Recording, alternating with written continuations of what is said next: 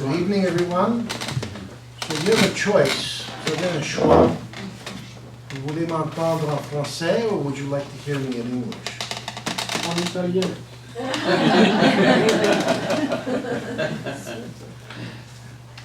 Pour les traducteurs, c'est correct d'un sens ou l'autre. It's all right for the translators one way or the other? Okay. I'll speak in English. All right? We'll give everybody a chance. And I was so pleased to hear our Hindu friend here speak, but I was disappointed that no one asked you any questions.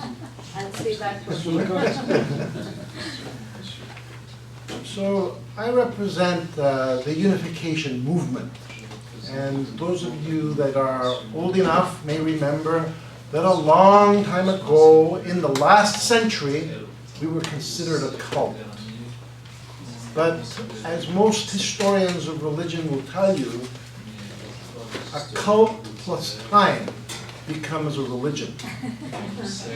So probably the Israelites were considered terrorists in Egypt, and Christians were part of some sectarian movement in the early period, and Islam was considered the same. And my friend from the Baha'i movement was probably considered the same in Iran when it started 150 years ago or so. And so we look back to the past. For myself, I've been involved with this for 44 years this month. So I can remember those times when we were not given the opportunity to express our views and opinions freely because we were considered diseased or whatever. So thank you very much for attending this evening and providing the opportunity to explain the Unificationist view of humanity and their environment. It's an urgent and important topic, one that our founders, the Reverend and Mrs. Sun Myung Moon, have been addressing for over 50 years. And we've engaged in many different projects over the years that are dedicated to solving this matter. Now, for those of you that don't know us well, we have two wheels in our movement, basically. One that is engaged in teaching our teaching and promoting our view and seeking new converts. And then there's this other part where we spend most of our money, which is involved in social action, promoting interreligious dialogue, promoting peace activities and initiatives, service, and so forth. We spend more than 70% of our resources on that aspect. If we had spent that 70% on ourselves, maybe we would have nicer churches and nicer buildings to congregate in. But that's the philosophy of the founders. So therefore, we exist in close to 200 countries. And in some areas, as you can imagine, it's not very easy to speak religious truth. For example, in the Middle East, or in Russia, or in China. But we work in these areas through our social activity and to promote dialogue. And we have friends in North Korea, we have friends in China, we have friends in many Middle Eastern countries through which we promote the peace agenda. And this is what brings us here, because this is an ecumenical movement, and I'm very grateful to Denitza and her work. And I knew Anthony Mansour, who preceded you, I believe. Not you? Not me, Dr. Barr. And through this kind of dialogue, we can come to understand that most of us actually share very common values. We published a book in 1991. It's called World Scriptures, an anthology of the sacred scriptures of all the major religions. You can search it online. This is one of those projects that cost us a fortune to produce, but it demonstrated by organizing the teachings of the major religions according to themes that most religions agreed 95% of the time on most everything. There's a few issues that we don't agree on, and that's why there's trouble. So it brought us to the conclusion that if there is to be peace in this world, there cannot be peace unless there is peace among the religions. If Catholics can't sit down with Protestants, and Muslims can't sit down with Hindus, and Jews can't sit together with Arabs of a Muslim conviction, there's no hope, because all of these religions teach peace. So if there cannot be peace between the religions, there cannot be peace. That's the simple conclusion. So back to the environment. I'd like to share some fundamental points of unification teaching. First of all, it's based on the view that every individual is tasked with 3 mandates. The first is establishing a relationship with God.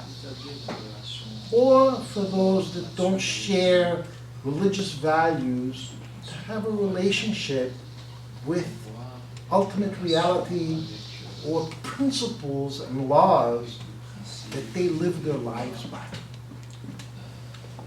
Secondly, is to establish a mature relationship between parents and children, spouses, and a loving relationship between children and their parents.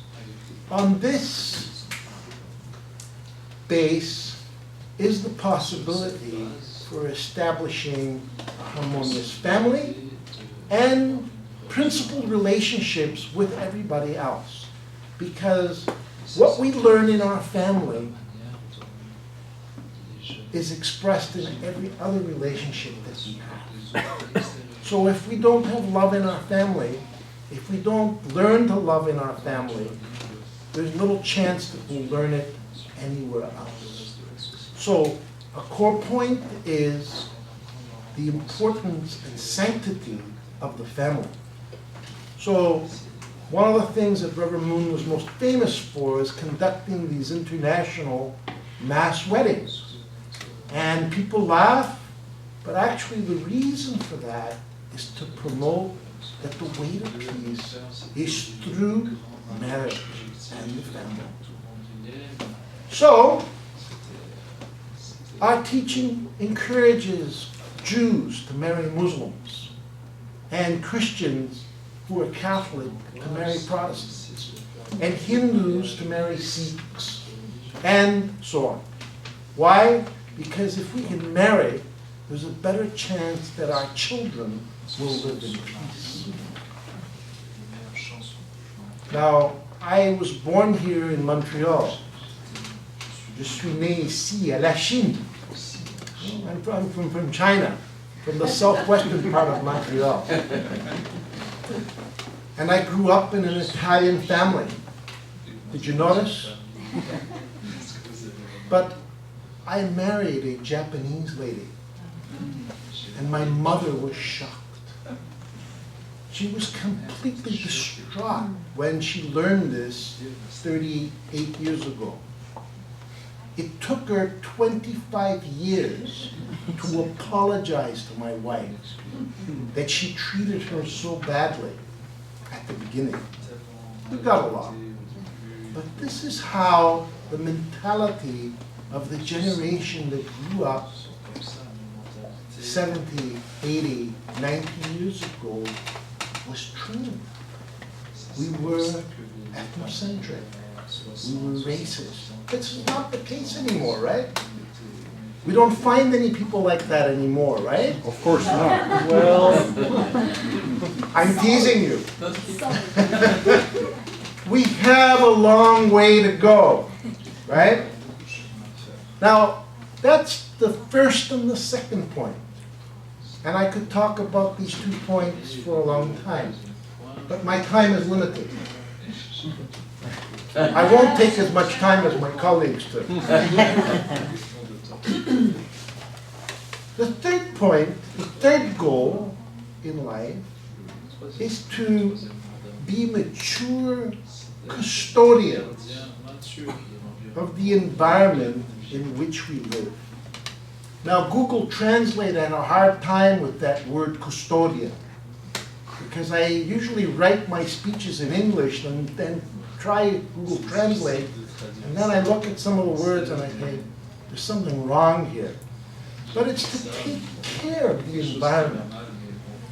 So, for those of you that are Christian or Jewish or Muslim, you recognize these 3 goals. When God created, if you read the first book of Moses or Genesis, he said to be fruitful, to multiply, and have dominion over the creation. Now this is easily misunderstood. Dominion, does it mean that we take it over and use it and exploit it? Multiply, we know what that means.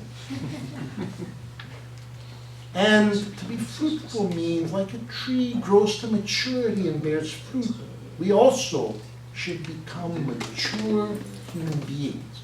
What is a mature human being? Essentially, someone that loves, someone that is able to love more than others. So, it's the unificationist view that the Creator, or God, the heavenly parent, mandated human beings with this task since the beginning. This is not something new that emerged because of the Green Movement. The Green Movement started at creation. It's just that we messed things up a little along the way. So we have not lived up to this task, and our misuse and abuse of the environment is merely one of the areas where we as a human race have not lived up to the standards that we should live by. So there's no doubt that we have been abusive toward each other in our human relations, and we have also violated God and the principles God would wish us to live by. So I got some questions. I got 3 questions from the Nitsa. And Not only for me. she asked, well, what is the position of man or woman, or both, in the order of creation according to your belief? So according to the teachings of unificationism, human beings are in the position of mediators between God and the creation. Mediator between God and the creation. So human beings are unique in that they are both spiritual beings and physical beings, and therefore can relate to the spiritual realm as well as the physical realm. Now I might get myself into trouble by saying that, but this is what unificationism teaches. I'm letting you know. Yeah, we're a microcosm of the universe. We can relate both to the spiritual and to the physical. Now I'd like to pull out a quotation from Sun Myung Moon, and I'll read it in English and in French for your benefit, so that you won't have such a hard time. Each man is a microcosm of the universe. Your body is made of all the elements of the world. Nature supplied all the ingredients that make your body, which means that the universe made you by donating itself. So if nature demanded that you refund everything that nature loaned you, would there be anything left of you? You can feel that the universe gave you birth and made you. So nature is your first parent. Do you feel good that you are a microcosme of the universe? Chaque homme est un microcosme de l'univers. Votre corps est composé, et les femmes aussi, hein, et les autres. Votre corps est composé de tous les éléments du monde. La nature a fourni tous les ingrédients qui composent votre corps, ce qui signifie que l'univers vous a créé en se faisant un don. Si la nature exigeait que vous remboursiez tout ce que la nature vous avait prêté, resterait-il quelque chose? Vous pouvez sentir que l'univers vous a donné naissance et vous a créé, alors la nature est votre premier parent. Vous sentez-vous bien que vous êtes un microcosme de l'univers? I didn't read it all because there's more to say. I've got 4 minutes. I took note of that. But I'm going to cheat. I don't know, I will. So, what's the responsibility of human beings with regards to the creation, according to your belief, I was asking?